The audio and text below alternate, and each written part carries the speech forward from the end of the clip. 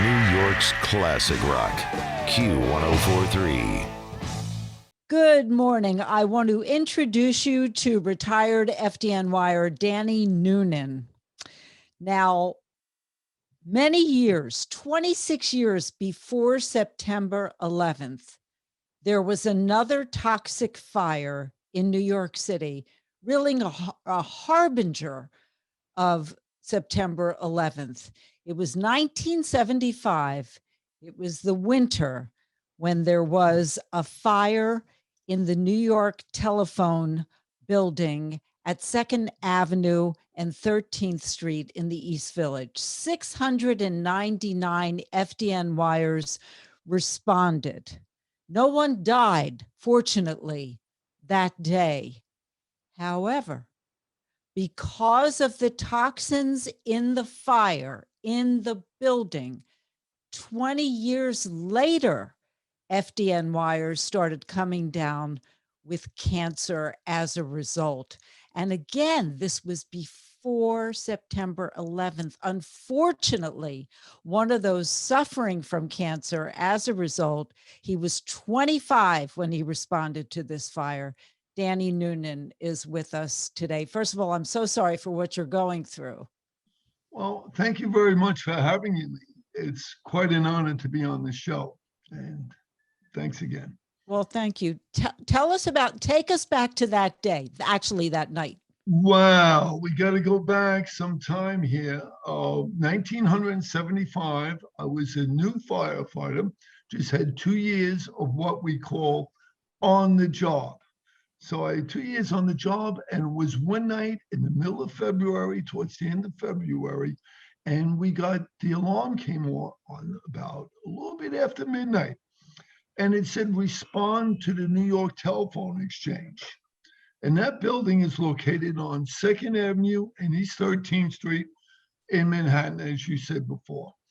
And we pulled up to the scene and we were unaware of what was going on. We just saw all these numerous telephone employees running from the building, just vomiting in the streets, on all fours, grasping for air and everything. We were completely unaware of what the situation was. So under the leadership of my lieutenant, and we went in, and on these display panels, we met telephone company employees who said, listen, we have a very serious fire down in the sub-cellar vaults, which are some 3 stories underground. And we're like, whoa. And our mission was to identify the location of the fire and to make sure all of those employees were out of the building. And that was our task. And you did that. We did that, and as we made ourselves, we went down floor by floor, and we got to what's known as the sub-cellar vaults. Now, Shelley, the visibility there became like close to zero. We couldn't see each other. We just fell for one another. And we went down and we're trying to discover exactly where that fire originated from. It was so dark, so crazy. All of the polyethylene that was on the PVC piping is melting, and it's now covering the floor. And our boots are starting to adhere to it. So we were in this sub-cellar of this crazy reality down there. And we found nobody, found no fire. Our lieutenant and the chief thought it'd be best if we back out to the lobby. But in the interim, they had sent new firefighters down the staircase to assist us, and we became entangled in the staircase. And then we started to lose our air supply. And by this time now, the alarms are being transmitted. And we developed to where there's now over 600 firefighters on scene, 699 of us. And we still went on all night long and went on for 17 hours. And the smoke that was pushing out of this was like having razor blades in your throat. It's unlike anything we have ever come across in my time on the department, which was limited, But these veteran firefighters who have been in the East Village, have been in Manhattan, have been in the Bronx, has never, ever seen anything like this. And then firefighters started to get sick. And down we went, one after another, continuously like dominoes. And we're filling up Bellevue. Firefighters are becoming unconscious. They're removing them to Bellevue Hospital. We have members of the Communication Workers of America who worked in the building. They're on all fours. They can't move. And then there's people in the community on East 13th Street or whatever. Several hours into the fire, we recognized, our safety battalion recognized that there was a moving crack in the east wall. And this is an 11-story building. So we thought it best to evacuate everybody on East 13th Street and all those walk-up tenements there. But as a sign of the times, Shelley, people didn't want to leave because they were fearful that their apartments would be ripped off if they left. But we were highly concerned for them. And eventually they fled the building, holding towels over their mouth. And then also babies. We were concerned about babies whose respiratory tract has not yet fully been developed. And we wanted them out of the structures and out of harm's way of this massive exposure of this deadly toxic smoke. So 17 hours later, it was declared under control, but it burnt for days. It was hellacious. Were you taken to the hospital that day? I wanted to go to the hospital. I had difficulty in breathing. They told me, Dan, Firefighter Noonan, he says, every hospital here in the whole downtown Manhattan area is filled up. They opened up this book and they said, you live in the Bell Harbor section of Rockaway Beach. I said, I do. And they said, the closest hospital for you, and they gave me the name of my local hospital and told me to go report there.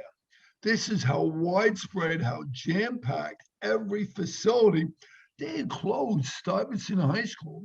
Stuyvesant High School, before it moved downtown, occupied East 14th Street. Boy, that's an irony now, isn't it? Yeah, oh, yes, really. These folks. So did you go to the hospital in Bell Harbor? No, I didn't. I decided to rough it. I was what I thought was a tough guy at 26 years old. And then I went to the fire department medical division as soon as they had an opening, which wasn't until 2 days later. Then I went in and they put me on medical leave for 2 weeks, trying to get my respiratory system back on track. But out of this 699 firefighters, Shelley, 239 went sick on the scene. This is when a firefighter goes to the battalion, goes to the medical folks on scene and go, I'm done. I can't breathe. Wow. I got respiratory issues. Something is seriously amiss here. 239 firefighters did this. Firefighters on all fours were leaning up against every building all around the neighborhood. What was burning was 1 billion feet of PVC. That's PVC coating when they put around the cables. Now, eventually, all the phones start to go out in lower Manhattan. These are all, first of all, the 911 where you call in, that dies. That goes silent. Then block by block by block, all the way going south to Wall Street, all the phones in 300 square blocks go silent. There's no phone service. And this includes all these housing projects. This includes NYU. It includes thousands. It got so bad that this had global financial implications. None of these merchants could be in contact with their suppliers, with their customers. You got to remember, this is a pre-email era. And everything was done via telephone, via communication as such. And with everything out of service for several weeks, it became very chaotic. So it had significant consequences to the city, the country, and the global markets. For how long? The telephone company, which is now Verizon, was able to restore service back. I believe it was like 5 weeks, and they called it the miracle on Second Avenue. We called it the Mount St. Helens on East 13th Street. That's the volcano that erupted in Sure, the sure. state of Washington. Yeah, so that's what we refer to. And it burnt and it went on for days and days, and it was just we were up against these toxins, these deadly toxins, and it had a hell of an impact on the entire FDNY. They had to mobilize 5,000 members of the Communication Workers of America from all over the country to come in and begin restoration on this smoldering ruins that used to be the telephone exchange on Second Avenue. And they went in and they took massive exposure to try to get all these systems. They removed, Shelley, 1 billion feet of this burnt polyvinyl chloride. Wow. It was an absolute disaster. And the folks in our community who surrounded us by several blocks, they all had all these different issues. And, the Red Cross took over a local YMCA. We opened up all these different facilities. Salvation Army was wonderful. But this was, frankly, if I can succinctly put it, as following 9/11, this is the most deadly and costliest fire in the history of the FDNY, of the New York City Fire Department. I'm speaking with Danny Noonan. He is a retired FDNY'er. He was 26 in 1975, attending to the fire of the New York Telephone Exchange.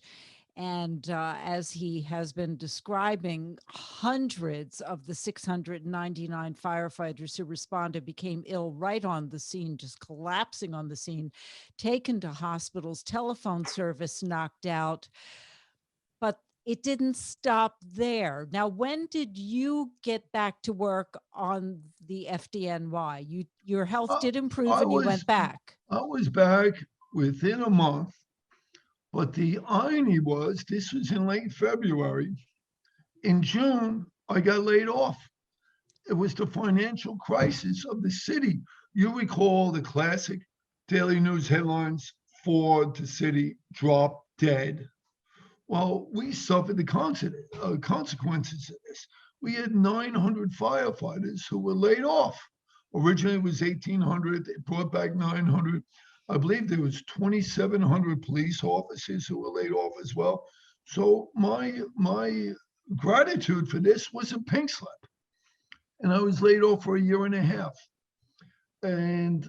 And then following this, I should say in the following months, all these firefighters from different firehouses, not my firehouse, which is just down the block, from collectively all throughout the city, but primarily in the first and second alarm assignments, we're starting to notice cancer. And cancer. How soon? How soon after? Months, a year. I'd say most prevalent between 1 year to 2 years. And this cancer is manifesting itself in these young, athletic, healthy firefighters.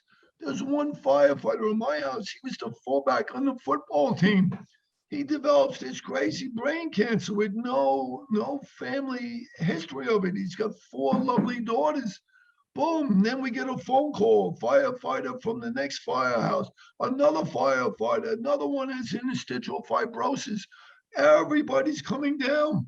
Everybody's coming down with these multiple cancers from this deadly exposure we had to this 1 billion feet of PVC, and we were up against chemicals like chlorinated dioxin, the most deadly chemical known to mankind. This is what we're fighting. This is what we're inhaling. This is what's going in. Shelley, it's the same cancers that are akin to 9/11 responders today. The same thing, the same chemical composition, everything is together on it. However, we were just given the kiss off. We were kiss the boys goodbye. That was the simplest. The city hall didn't want to know about us. It would take them, if they put hundreds of us out on line of duty, they would have to bring hundreds of new firefighters into the academy. The city simply didn't have the money. It didn't have the money. So in somewhat a sad sense, we were expendable. When And- did you, when were you diagnosed, Danny? Well, I was so fearful of all my colleagues were coming down with these different cancers. I had read this articles by Dr. Linus Pauling and everything that mega doses of vitamin E could ward off cancer and whatever. And I took that religiously every day, 450 international units, and I was doing everything because, Shelley, every time the phone rang, it was Danny. And they'd be like, yeah, guess who died? And inevitably, it was a firefighter from the phone company fire. So for years, we petitioned City Hall and the hierarchy, and nobody wanted to know about that. We were knocking on the door and nobody answered. So I developed an answer to your question 5 months before 9/11. I was diagnosed with leukemia. And in order to make sure it was from the phone fire, I was living in San Diego at the time. I went to the UCLA School of Occupational and Environmental Medicine, and they did a comprehensive study on me and everything I was exposed to, and their opinion, to a reasonable degree of medical certainty, is that my leukemia is from the exposure, even though it was 20-something years ago. Everybody's different. If you were 35 there and the carcinogens store themselves in your body differently, you could develop cancer within months. Other folks, 10 years. And my thing was 20-something years. So, but it's coming. It's the same. You know, with 9/11 now, we have 238 firefighters. Just last week, Shelley, 230. We lost 343 on that day on 9/11. We are up to post 9/11, primarily cancer, of firefighters who have died from that exposure. I mean, we're getting pretty close to the original 343. We're at 250 at this taping. All right, Danny, thank you. Danny, when 9/11 happened, did you immediately start thinking, "Oh my God, this is happening. This is going to happen again"? What were your thoughts, because you lived this Absolutely, before? absolutely. I was still in San Diego. I came back to my last fire. It took me a couple of days to hopscotch across the country. Nothing was flying at that time.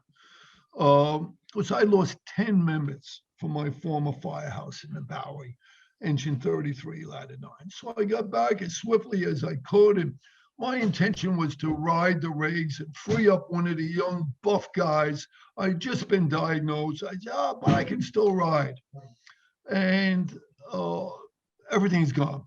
I got to the firehouse and everything's gone. All the rigs are crushed. Everything's gone. So it did give it an opportunity to work what we say, the pile.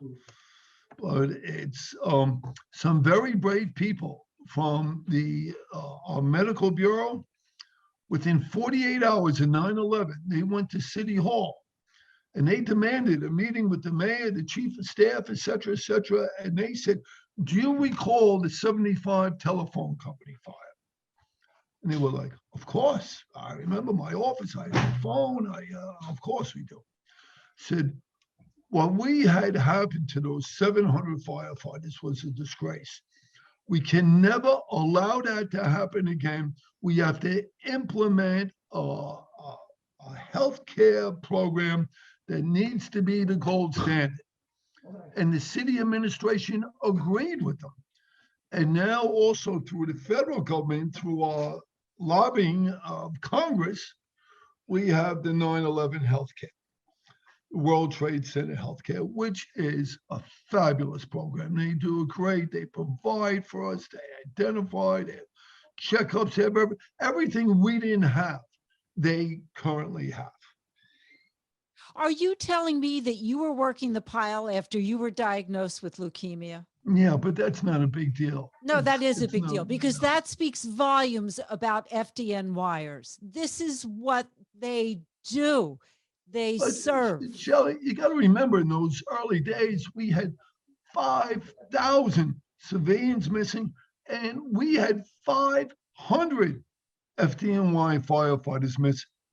So, it's time to settle up. These are your brothers and sisters who are missing in this giant smoking pile that used to be identical 110-story buildings. We had to get there in tunnel, whether bare hands or whatever. It was the rally call. Time to step up.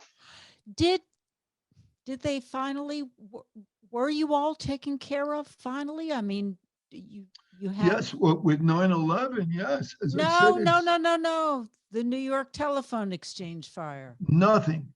I have petitioned the administration.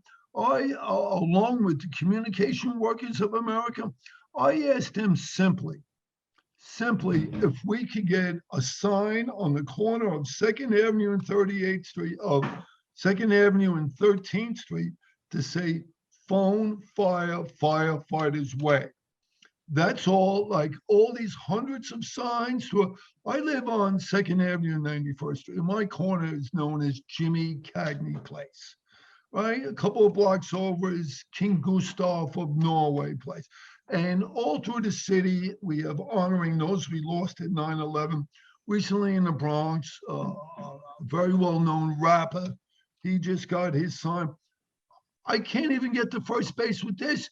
None of us received any ribbons of meritorious action, no medals. There's no plaques that exist, no street sign. There's nothing. We just have our collective memory that we pass from generation to generation of firefighters. So what could our listeners do to help? Wow. That's an interesting question. They could, we have a group now, it's called FACES, Firefighters Against Cancer Exposure. And this is what we're trying to educate and illuminate those firefighters following us of the perils of this cancer exposure. And our mantra is, Shelley, to get checked now. Because early prevention is the key here. If you become indifferent, you continue this Superman attitude or whatever, and the cancer advances in stages, this is when difficulties prevail. You have an obligation, not only to your family, to your brother and sister firefighters, to the community, to get checked. You cannot, our job is so dangerous in today's world with everything we're exposed to. This is no longer wood is burning and cotton. No, it's all these new polymers, these new plastics, Shelley, that are fused together. And when they're burnt, you don't know what's giving off. You don't know when that's ingested or when that lies on your flesh. You have no idea the impact. This is a new day. Do we know? I'm sorry, Danny. Do we know how many of the 699 FDNY'ers that day are suffering? They will not tell us. This is in a safe, buried deep. The thing that they did instead of healthcare, on the folders of the 699 responders, they took a stamp of a red star and they simply stamped each folder as identifying that this firefighter was at the New York Telephone Exchange fire. That's all we had. And regrettably, the folks who worked the medical bureau and who dealt with this began to refer to that red stamp as the red star of death. Oh.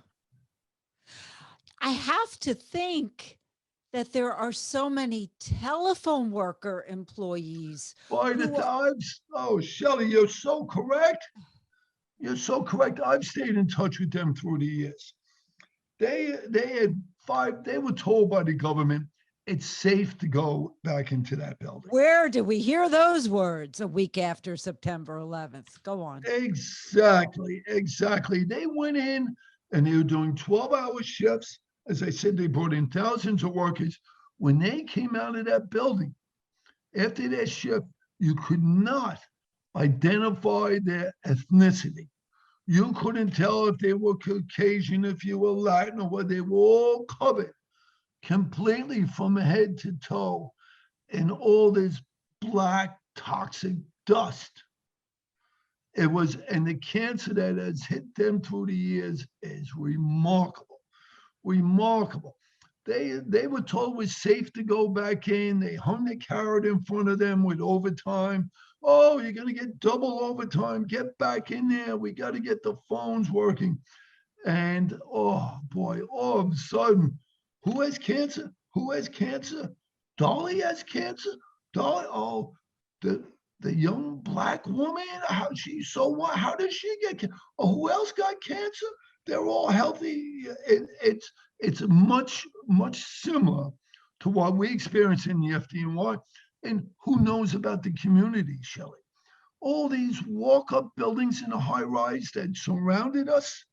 It was, who knows, and embedded into their fabrics, into their clothing, all this, and they lived among it. And oh, it's just, this is a horror show that has gone unrecognized for decades. And up top, they don't want to know. They want to give to New York, forget about it. Well, what we need is everyone learning this history and paying tribute. How are you today health-wise, Danny?